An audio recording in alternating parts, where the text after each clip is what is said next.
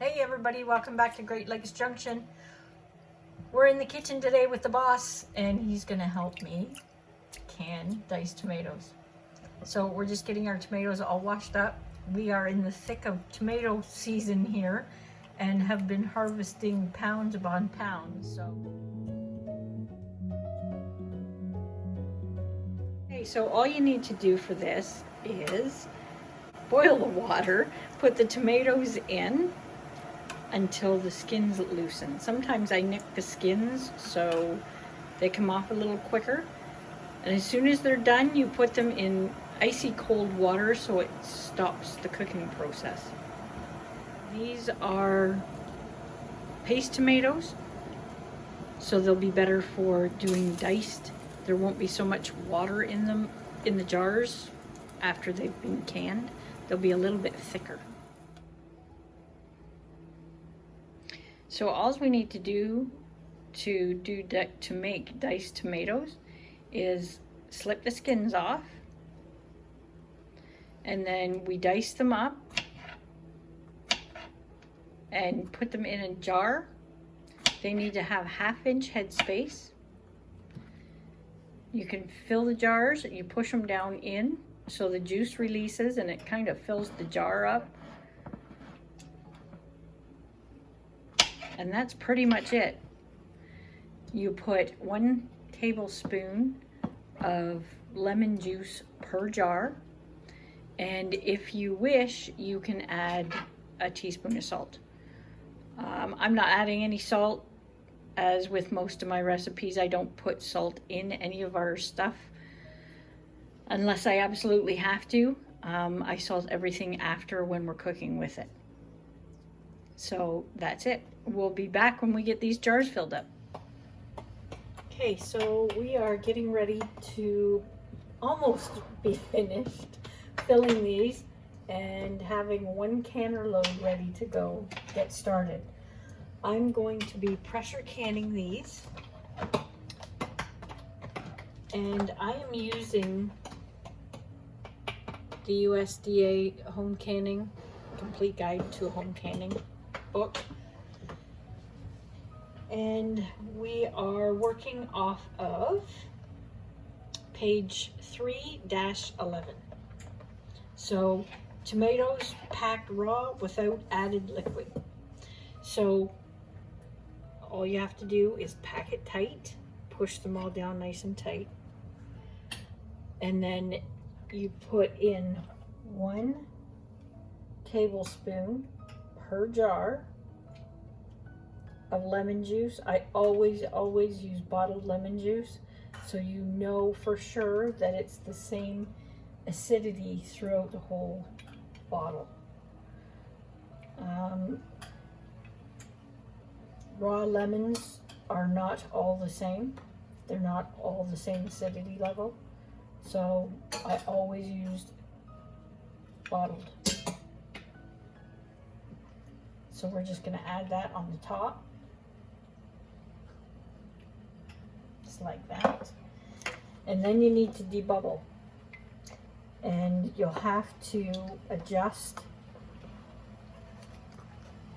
your head space as well after you debubble. Make sure it's packed tight, and you want a 1/2 inch head space.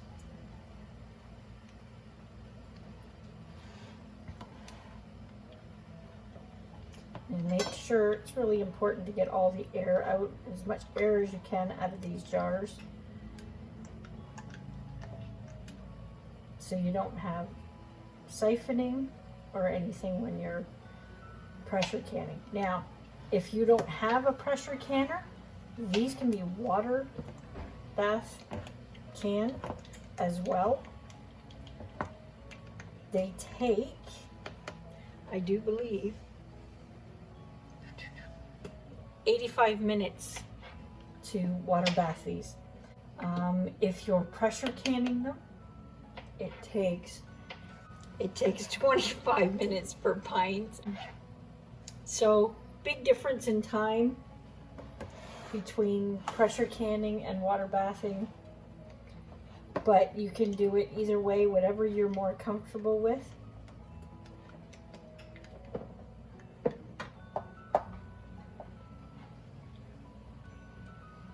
I'm just going to finish these jars up and get them all debubbled. Okay, we're all debubbled, and we are just going to wipe the rims off really well.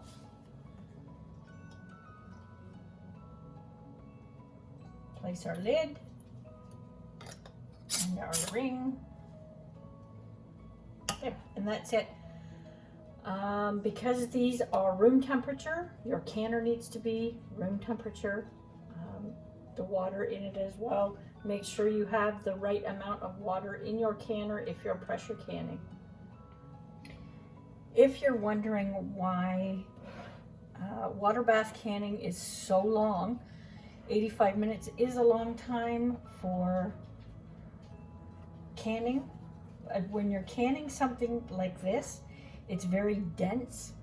It doesn't have a whole lot of water in there. It's just thick tomato.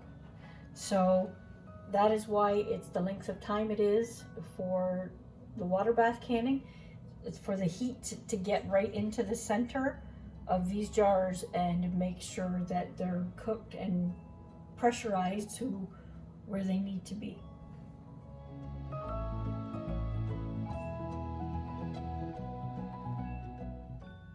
I know we go over this a lot when we do canning, but I wanted to take the lid and show you every time you can to check your rubber and make sure it's not cracked and that it's still soft and pliable. Your lock to make sure that it's working properly. And the vent on the top, right here. And make sure I just look through it to see if I can see daylight through the hole and make sure it's not plugged. To always check that stuff before you start canning to make sure it's functioning properly.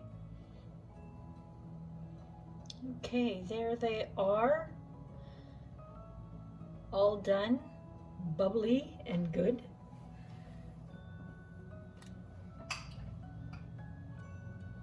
And if you can see, the water has separated. That's fine. They will submerge back down again after they cool. It'll be nice to have these on my shelf.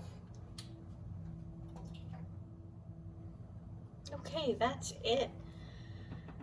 So that was 25 minutes for pressure canning, and they turned out perfect. I had a couple of jars, again with lid issues.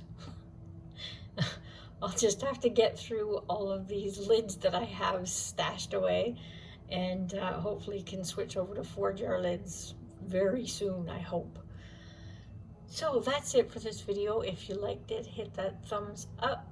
If you're not subscribed yet, hit that subscribe button and the bell, and you'll be notified of the next video that we put up. This is definitely a beginner's pressure canning project. It's simple, straightforward. Hopefully it helped out, and if you know anybody else that's looking for beginner pressure canning videos, hit that share button. Thanks for stopping by. We'll see you next time. Stay safe.